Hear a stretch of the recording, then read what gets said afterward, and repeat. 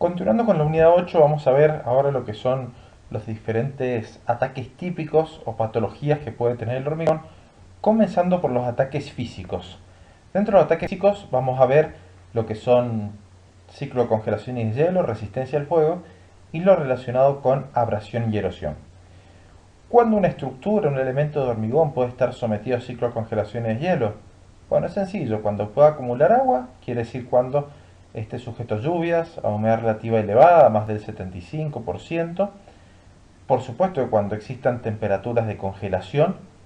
que la congelación del agua en el hormigón suele estar cerca de -3, -4 grados, porque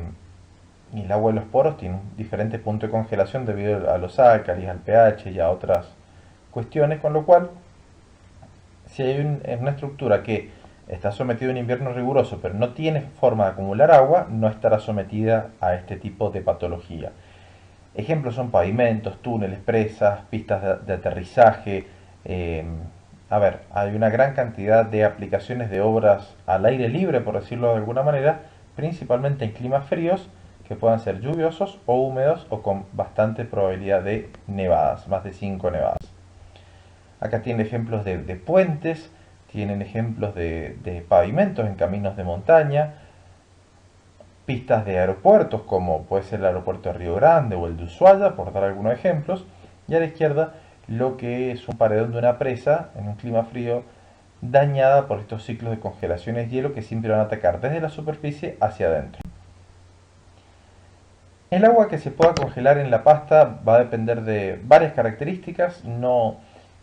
es como el agua convencional que se congela a 0 grados, como les dije. La solución intersticial tiene álcalis, tiene cierta carga en pH, tiene diferentes fuerzas, ya que van a depender no solo de las gravitatorias, sino de de los capilares. Y el problema, como cualquier material cerámico, como mismo material de construcción, en rocas, en ladrillos, es que el agua aumenta el volumen un 9%, un 8, un 9%, y si no tengo espacio para que ese agua que se congela ocupe un espacio, un hueco que tenga dentro del hormigón, se va a ir degradando desde afuera, o sea, desde la superficie hacia adentro. ¿Por qué? Porque la helada pega mucho más fuerte desde la parte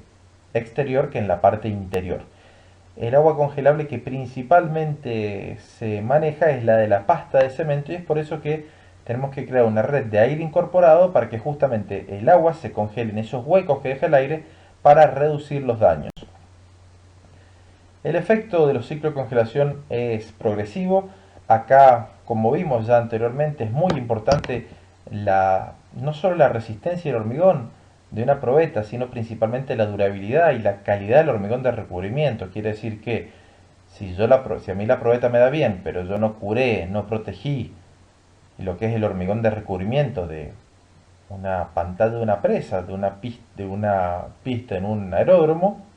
bueno, eso va a traer problemas porque justamente la parte superior va a ser la más débil y justamente la que va a estar sometida luego a lo que es la erosión. Con lo cual es muy importante acá las condiciones de piel que se llaman o del hormigón de recubrimiento. También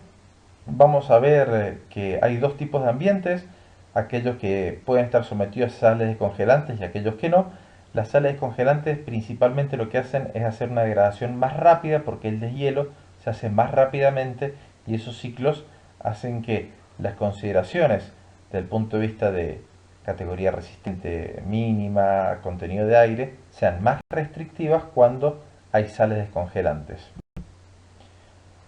Respecto a lo que es la velocidad de enfriamiento, es muy importante tener en cuenta que si uno tiene temperatura de -2, -3 y la helada,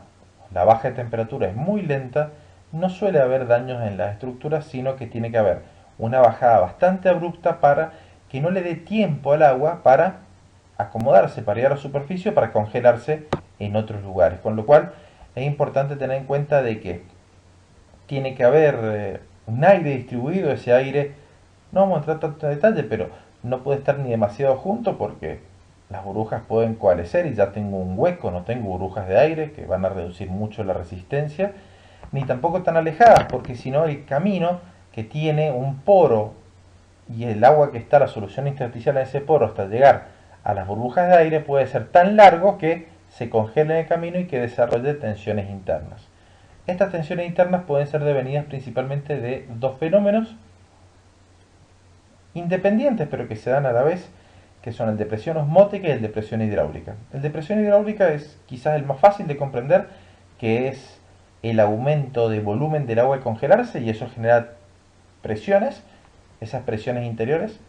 se tienen que contrarrestar con tensiones y como las tensiones son de tracción puede fisurarse el hormigón. Y la otra, que es generalmente más grave que la presión hidráulica en lo que es el efecto, es la presión osmótica que se da cuando hay diferencia de concentraciones. ¿Por qué? Porque yo en la superficie no tengo una concentración de un pH alto, en cambio en el núcleo de una pieza sí. Una burbuja de aire, por ejemplo, la tengo vacía, en cambio en la solución intersticial está cargada de iones oxidrilos, como decía, de hidróxido de calcio, de varios compuestos que hacen que esta diferencia de concentraciones, si el camino es muy largo para congelar, pueda generar presiones tan importantes que puedan fisurar el hormigón aún antes que la presión hidráulica propiamente dicha. Este es el esquema típico que aparece en toda la bibliografía, que es que si la presión hidráulica o la presión osmótica superan la resistencia a tracción del hormigón, el hormigón se va a ir fisurando. Acá tiene el esquema de cómo el agua congelable en la pasta, la solución intersticial, necesita tener burbujas de aire con cierto espaciamiento para que le dé el tiempo suficiente para congelarse en la burbuja de aire, como se ve en la figura de abajo a la derecha. Quiere decir que lo que hago es, el agua se congela en la burbuja de aire porque se va a congelar a 0 menos 1 grado porque tiene otro tipo de concentraciones, más fácilmente desde el punto de vista energético, y que el agua que se congele en la pasta, bueno, el excedente del hielo quede en las burbujas de aire y luego cuando se deshiela, ese agua vuelve a lo que son los poros del hormigón. Acá tienen un ejemplo sencillo de lo que es, bueno, arriba a la izquierda tiene una fotografía que es una burbuja de aire y los poros que le llegan y cómo se va congelando el agua. Arriba a la derecha lo que es un hormigón bien diseñado, sometido a ciclo de congelación y deshielo, freeze and thaw cycles, y otra mezcla de hormigón con los mismos ciclos, mal diseñada, no sé, alta relación agua-cemento, sin aire, que no ha resistido adecuadamente lo que son los ciclos de congelación y deshielo. Entonces, fíjense cómo es a ver, cómo sería el mecanismo. La figura de abajo es bastante explicativa. Tengo poros capilares y tengo las burbujas de aire. Entonces, los poros capilares no están colmatados de agua. Generalmente pueden tener ciertos vacíos. Bueno, si hay ciertos vacíos no hay mucho problema, pero si estamos en una situación como con un poro saturado, cuando se congela, necesito las burbujas de aire que estén conectadas por poros para que justamente ese aumento de volumen se den estas burbujas de aire. Esquemáticamente, fíjense que se entiende el mecanismo. ¿Cómo lo podemos evitar? Bueno, diseñando bien estructuralmente para que drene rápidamente el agua, porque si drena rápidamente tendré menos agua, que no haya baches o no acumulaciones de agua. El cemento va a tener que ser 0,40 a 0,45 en función de la agresividad, si relación agua-cemento bajas, considerando también que recuerden que un hormigón con aire va a resistir menos a igualdad de relación agua-cemento que un hormigón convencional. El porcentaje de aire ya hemos visto que depende del tamaño máximo del agregado y lo repasaremos enseguida también porque a medida que aumento el tamaño máximo reduzco la cantidad de pasta y como el aire va en la pasta reduzco lo que es el contenido de aire que yo voy a controlar. Hay que tener en cuenta que la red de burbujas, y esto también lo hablamos en aditivos ya, no solo la crea el aditivo incorporador de aire que iba en dosis muy pequeñitas, 1 litro, 2 litros por camión, para que tengan una idea, dosis, es el aditivo con dosis más bajas, sino que también interviene mucho lo que es el mezclado. Quiere decir, yo pongo agente que modifica la tensión superficial del agua y mientras se va mezclando en el camión hormigonero, las burbujas que van saliendo normalmente hacia arriba, por diferencia de densidades, quedan atrapadas y son perfectamente esféricas de diámetros de cerca de 0,1 a 1 milímetro, con lo cual es indispensable incorporar el aditivo en planta y dar un buen mezclado. También es muy importante dar un adecuado curado, una buena protección para que el hormigón, antes de que lo lo agarre su primer ciclo de congelación ya tenga cierta resistencia a compresión y por ende cierta resistencia a tracción. Tienen abajo a la derecha la tabla con los dos ambientes de exposición, sin sales descongelantes, C1, con sales descongelantes, C2, relación agua-cemento de 0,45, 0,40 y lo que es la incorporación de aire, que si tenemos categorías de H35 superiores se puede reducir un 1% el aire, ya que va a ser menos permeable, va a haber menos posibilidad de lo que es el ingreso de agua y la conectividad entre los diferentes poros. No hay demasiado un rol entre lo que es cemento, agregados que puedan llegar a influir notablemente en la incorporación de aire, pero sí hay que tener en cuenta que los ensayos para determinar las dosis de aditivo, que es lo que uno termina controlando en obra indirectamente con el sello de Washington, digo indirectamente porque uno controla no solo el aire intencionalmente incorporado, sino también el aire naturalmente incorporado, es realizar ensayos de caracterización y no solo guiarse con las fichas técnicas de los fabricantes. Segundo punto de los ataques físicos es la resistencia al fuego. Estas primeras diapositivas son las mismas que el material de construcción, con lo cual, bueno, dejo que las lean, pero hay diferentes construcciones que tienen distintas vulnerabilidades. Va a depender de los materiales de construcción, del diseño, de las medidas preventivas, del tiempo de duración, si hay corrientes de aire, si hay cajas de escalera o cajas de ascensores que pueda llegar a subir el fuego, con lo cual es importante tener en cuenta que tenemos que diseñar adecuadamente el edificio y además trabajar adecuadamente con los materiales de construcción. Pero no solo la durabilidad ante un incendio va a depender del material, sino también del diseño integral del edificio. Hay que tener en cuenta que como ante cualquier siniestro o accidente que pase en alguna obra, el rol del ingeniero civil principalmente es diseñar estructuras para que las personas puedan evacuarlas. En segundo lugar, para que no colapse esa estructura, porque puede llegar a traer graves daños, no solo económicos, sino también a estructuras circundantes. Y en tercer lugar, si ya no me colapsó el edificio y no se murió nadie, ya ahí estamos, como no digo exentos de culpa del diseño de edificio, pero si podemos reducir o minimizar los daños de lo que son las pérdidas de bienes, servicios o interferencia con alguna producción en alguna industria, mejor aún, y todo esto se logra mediante la protección preventiva, es decir, qué es lo que hago antes de lo que es el incendio, la protección pasiva, que va a ser relacionada con el diseño estructural, y la activa, que va a ser cuando se desarrolla, cómo se extinguen y cómo en la protección pasiva yo voy dando a diferentes niveles, diferentes independencias para evitar que se transmita el fuego de un nivel a otro, por ejemplo, en un edificio. Ya dijimos, y esto está tal cual, material de construcción, que es diferente un shopping que una vivienda, porque la vivienda se evacúa más fácilmente. Es diferente una central nuclear que un establecimiento agrario, porque una central nuclear va a tener más riesgo de daño y es necesaria la generación de energía después de algún siniestro. En cambio, un establecimiento agrario, bueno, tendrá menor vulnerabilidad, con lo cual hay diferentes estructuras que uno debe tener mayor atención trabajando adecuadamente con los materiales del diseño y los aislantes ignífugos, que ya vimos materiales de construcción, que otros, y acá está la enumeración. Ya entrando en lo que es el campo del hormigón, lo otro era genérico, cualquier estructura puede estar sometida al fuego, pero como les decía, es diferente un fuego en un shopping que en un puente. Es diferente. Si un pavimento puede estar sometido a un incendio, sí, pero no le va a hacer nada. Pero un túnel ha causado varias muertes, en algunos casos incendios de algunos túneles, con lo cual hay que tener en cuenta la finalidad, la cantidad de personas aglomeradas que pueda llegar a haber y la implicancia que pueda haber económica o ambiental, poniendo ambiental en primer lugar, después de lo que puede llegar a ser un incendio o un siniestro que atente contra alguna obra. El hormigón respecto a la madera, al acero, los polímeros, tiene un buen comportamiento, similar a cerámicos, con lo cual no indica que sea invulnerable, ya que el fuego puede causar lo que es el colapso de una estructura de hormigón, pero tiene que estar bastante tiempo en la exposición respecto a otros materiales. una de las grandes ventajas competitivas que tiene el hormigón respecto al acero, que vemos ya en la unidad 1, justamente es la acción contra el fuego.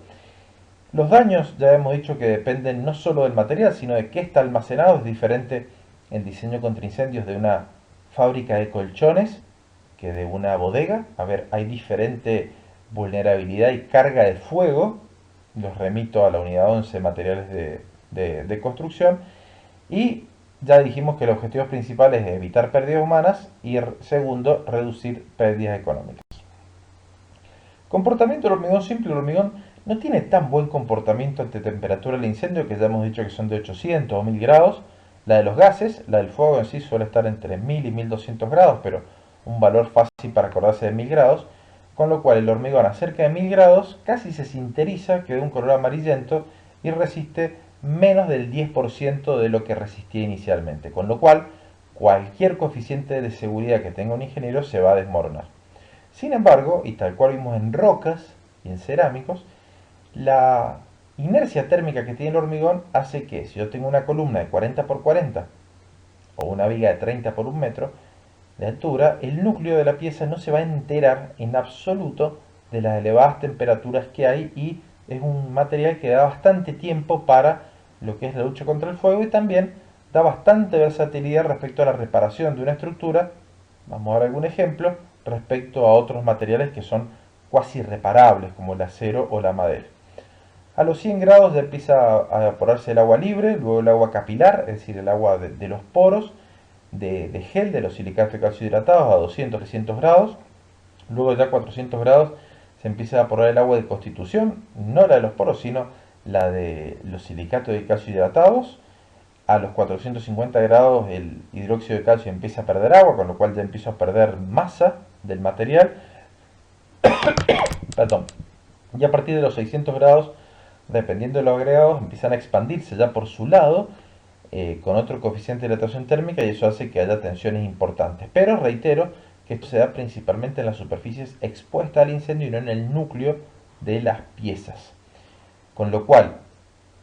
1000 grados se da en un incendio, 800 grados también, pero el hormigón instantáneamente no resiste un 80, un 90% menos, como puede ser el caso del acero, que además se dilata. Con lo cual acá tienen de una fuente bibliográfica una columna de 30 por 30 sometida a un incendio de 1 hora. Fíjense, estas isotermas me dan que la superficie está a 700 grados, el hormigón de recubrimiento que vamos a hablar enseguida puede estar a 500, 600 grados, pero el núcleo de la pieza está a 300, 200 grados, la mayor parte de la sección, y vimos en la diapositiva anterior que hasta temperatura de 300 grados el hormigón casi no varía su resistencia por más que se vaya colocando un color bordó, después rojizo, hasta terminar en amarillento. Con lo cual, los primeros centímetros tienen temperaturas relativamente bajas, por más los primeros 5 centímetros, digo, tienen temperaturas más elevadas, pero luego tiene que pasar varias horas para que el hormigón siga aumentando por su inercia térmica y su calor específico su temperatura. El problema del hormigón armado, que el hormigón, como dijimos, no es tan malo como las rocas, pero el acero no es bueno y el acero justamente en la estructura de hormigón armado están cerca de la superficie expuesta. ¿Por qué? Porque se colocan no en el núcleo de las piezas, sino en el perímetro para que resistan adecuadamente los esfuerzos de flexión. Con lo cual, claramente la medida más económica y más previsible que uno tiene que tener en cuenta es aumentar el espesor de recubrimiento. ¿Esto qué quiere decir? Que a veces no se tiene en cuenta que si uno está diseñando un edificio para departamentos, por más que el diseño estructural y las cargas sean iguales que para un hospital, el hospital tiene que tener más recubrimiento y eso no se da en obra sin la especificación. Hay que especificarlo, hay que calcularlo, hay que considerar ese peso propio, hay que considerar la reducción de ciertos centímetros en los ambientes, porque si yo hice el cálculo del edificio sin saber qué era, bueno, después me puedo llegar sorpresas, y capaz que tengo que aumentar de 2 centímetros a 6 centímetros el recubrimiento, de cada tabique reduzco 8 centímetros un pasillo, incremento el peso propio de la estructura, con lo cual todo este tipo de cosas hay que tener en cuenta desde el diseño y uno tiene que saber la estructura que está diseñando, qué finalidad va a tener ya que, como señalamos, la vulnerabilidad de las estructuras es diferente en función de la aglomeración e importancia que tenga esa obra. Tomando alguna diapositiva también de material de construcción, el acero de refuerzo, teníamos que la tensión de rotura aumentaba hasta cerca de 300 grados y luego bajaba, un ADN 420, pero la tensión de fluencia, que es la que más nos interesa a nosotros, entre 100 grados sí, o 0 grados y 800 grados, baja cerca de un 60, un 70%, lo cual baja muchísimo la resistencia a tracción. Y no solo eso, sino que el módulo de elasticidad, que es la que está marcada en verde, perdón, la resistencia baja cerca de un 50%, el módulo de elasticidad baja un 70% y eso hace que se deforme un 70% más. ¿Qué quiere decir esto? Que no necesariamente una estructura de hormigón falla porque baja la calidad del acero propiamente por la temperatura, sino porque se dilata mucho. ¿Por qué? Porque cuando se dilata el acero y las temperaturas ya llegan, penetran el espesor de recubrimiento y llegan a las armaduras, el acero se dilata, explota el recubrimiento y ahí las llamas, los gases de combustión quedan directamente en contacto con las barras y bueno, ahí pasa lo que es el colapso estructural generalmente. Ahí tienen un ejemplo de que el hormigón hasta 600, 700 grados no hay mucho problema, pero se empieza a ver algún inconveniente en el hormigón de recubrimiento y cuando se dilata el acero ya empiezo a perder sección, empiezo a perder resistencia y cuando se cortan las barras, por esa pérdida de resistencia, esa gran elasticidad que empieza a tener el acero, ya no compatible en absoluto con las deformaciones del hormigón, puede llegar a fallar y se da lo que es el colapso de la estructura. Creo que estos 4 pasos que figuran en la bibliografía son bastante sencillos. Acá tiene un ejemplo de una estructura que me tocó ver para un incendio que hubo en destilería de las bases de un horno. Se hicieron unos refuerzos estructurales como se ve ahí y un incendio importante que hubo hace algunos años, fíjense los daños que dejó, se sacaron testigos y se vio que principalmente el problema era de 2 o 3 centímetros. Esto se aprecia claramente con la coloración y se pueden hacer ensayos específicos para verlo. Y había penetrado un par de centímetros lo que era lo que era las altas temperaturas y habían sinterizado, habían inutilizado ese hormigón. Todo esto, si no hay riesgo estructural, puede picarse, puede volverse a reemplazar por mortero de reparación y así vincularlo nuevamente a las armaduras. Por suerte, las armaduras estaban más adentro todavía que estos 4 centímetros que se ven en este testigo que se cortó de un color medio marrón. ¿Cómo puede evitarse? Bueno, ya vimos en material de construcción que hay varios materiales aislantes, protecciones de vermiculita, de lo que puede llegar a ser paneles de yeso u otros, pero acá vamos a ver básicamente lo que es el hormigón. Principalmente para dar con una estructura de hormigón armado sin recubrimientos superficiales, es darle más espesor de recubrimiento. El reglamento da diferentes recubrimientos para clases F30, que era Fire 30 o FE, era el tiempo que tenía en minutos para que colapse una estructura y para losas 90 minutos. Eso es lo que dan normalmente los recubrimientos para un ambiente de exposición a 1 y uno puede ir aumentando 10 milímetros cada media hora para vigas y columnas y 5 milímetros cada media hora para losas. Es bastante sencillo esto y así uno puede llegar a tener espesores de recubrimiento elevados por otro tema de durabilidad y le pueden servir también por el tema de lo que es el fuego. Recubrimiento de 3 a 6 centímetros dan buenos resultados y como dijimos hay muchas patentes comerciales como las pinturas intumescentes o como les digo proyecciones de diferentes morteros minerales de yeso como mortero de perlita que le dan mayor durabilidad ante un incendio a estructuras de hormigón. Ahí tienen ejemplos de morteros proyectados, de morteros específicos que se pueden aplicar sobre la superficie para darle mejores medidas de protección ante un posible incendio.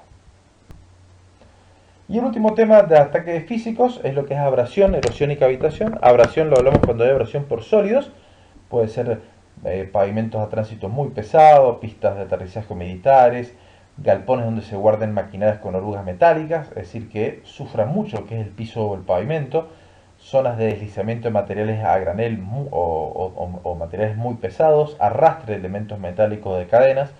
Quiere decir que hay ciertos elementos que hay que pensar que, bueno, hay que diseñar un buen hormigón.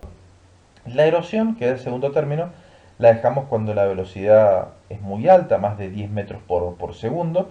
Para una obra local acá, con hormigón expuesto a la abrasión de más de 8 o 10 metros por segundo, fíjense a la izquierda, y una de las más estudiadas últimamente, de los últimos daños que ha habido en la liberación de presas por agua a elevada velocidad y un mal diseño hidráulico a la derecha, como se ve que se ha comido parte de las losas de hormigón. Acá tienen un ejemplo de una presa en Estados Unidos. Fíjense el hueco, el desmoronamiento que se hizo por una falla constructiva y en la moderación hidráulica. Ya vamos a ver que la moderación hidráulica es, ustedes fíjense la magnitud del daño a la izquierda, vean las personas y los huecos de las losas de hormigón. Inutilizó una presa y esto costó varios cientos de millones de dólares por no haber tenido adecuadas previsiones. No fue la mala calidad del hormigón la falla, pero hay que realizar un buen diseño hidráulico porque si no puede llegar a colapsar y luego acompañar, por supuesto, con un adecuado diseño y colocación del hormigón.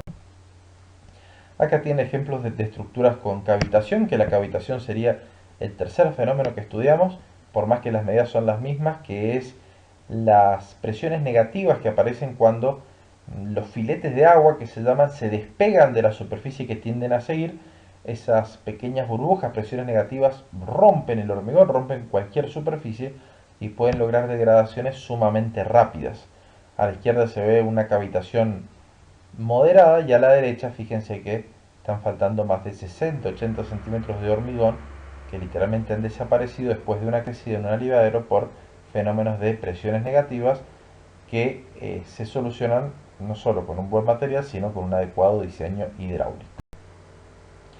Respecto a la abrasión, el mecanismo, bueno, es por rozamiento, quiere quitar el material, por eso es importante la resistencia al desgaste del agregado y la cohesión que existe entre la pasta y el agregado. Por eso, para evitar que el hormigón falle por la interfaz, que se despegue el agregado, que tengo que utilizar un hormigón de alta resistencia, por lo menos categoría H40. Respecto a la erosión, el agua a elevada velocidad, bueno, puede destruir túneles como se ve a la derecha, puede destruir cuencos, amortiguadores como se ve a la izquierda, una presa en África la izquierda, con lo cual la erosión por abrasión, la erosión, perdón, con agua a elevada velocidad y si tiene sólidos es peor y puede, como les digo, destruir el agua a elevada velocidad, una estructura de hormigón con una sola crecida. La cavitación, fíjense los problemas menores que puede haber como arriba a la derecha, en la entrada una zona de turbinas reparable o directamente desmoronamiento de túneles completos por los problemas de estas presiones negativas, con lo cual, además de un buen hormigón, hay que hacer un buen diseño hidráulico, que es lo principal. El agua es a elevada velocidad, es la patología sin duda que más rápido puede llegar a deteriorar una estructura, de ahí la importancia cuando el agua puede arrastrar sólidos y cuando puede ir a elevada velocidad, llámese elevada velocidad más de 6, 8, 10 metros por segundo. ¿Qué hay que hacer? Bueno, respecto a los agregados densos, de buena dureza, de alta resistencia al desgaste, es decir, una pérdida de masa menor al 30%, en el hormigón, baja relación agua-cemento, utilizar aditivos reductores de agua, utilizar microsílice como adiciones para hacer hormigones de alta resistencia. Respecto a lo que son el empleo de fibras, todavía está debatido, hay algunos que dicen que ayuda, algunos dicen que no ayuda porque complica las técnicas de terminación superficial y es muy importante trabajar con hormigones bien diseñados de poca exudación porque si tengo un hormigón que exuda o segregable, bueno, la capa superficial, que justamente es la que va a estar sometida a este agua a la velocidad o al tránsito de maquinaria orugas metálicas, va a ser la que más sufra y la que permita el primer deterioro y luego esto va a ser progresivo. El reglamento SIRSOC me establece a la derecha tener agregados con resistencia al desgaste de los ángeles menor al 30%, no pasarnos con el tamaño máximo del agregado, trabajar con asentamientos máximos de 10 centímetros para que no se segregue el hormigón, categorías resistentes mínimas H40 y relaciones de agua-cemento máximas de 0,42. Hay muchas otras recomendaciones internacionales que recomiendan hormigones H30, H35, ración agua-cemento 0,45, 0,50, siendo Sirso 201 posiblemente la especificación más restrictiva y conservadora que hay a nivel mundial en lo que es la abrasión y erosión, que lo incluye todo en el mismo capítulo de hormigones con propiedades especiales. Y por supuesto, además de esto, el cuidado en obra, como se ve a la derecha en un recrecimiento de un vertedero, acá en Mendoza, todo lo que es la terminación superficial tiene que hacerse sin agua, con mano de obra calificada, que quede muy bien el perfil, trabajando adecuadamente sin incorporar materiales adicionales para facilitar la trabajabilidad del hormigón, con lo cual hay que diseñar bien la mezcla, especificarla, pero principalmente trabajarla bien. El trabajo de obra es mucho más importante que la resistencia de la probeta propiamente dicho. Quiere decir que para este tipo de hormigones tiene que haber procedimientos constructivos específicos diferentes al resto de los hormigones que normalmente se emplean en un proyecto. Acá tienen ejemplos de lo que es construcción de aliviadero en dique Potrerillos, el túnel de Potrerillos a la derecha, que son hormigones que tienen que cumplir con estas características, porque cuando trabaja a muy alta velocidad, velocidades a veces superiores a 20 metros por segundo. Abajo a la izquierda tiene una fotografía de unas losas en la central de Álvarez Condarco, y a la derecha fotos del canal San Martín, que es uno de los canales que mayor velocidad tiene en Mendoza, más de 8 metros por segundo. Tiene una sección tolva, es decir, va el agua rápidamente, además que tiene pendientes muy elevadas, y eso hace que el hormigón generalmente no dure, no solo por el hormigón, sino por las técnicas de terminación, lo que fuese, y se han planteado varias reparaciones, ninguna con demasiado éxito a la fecha,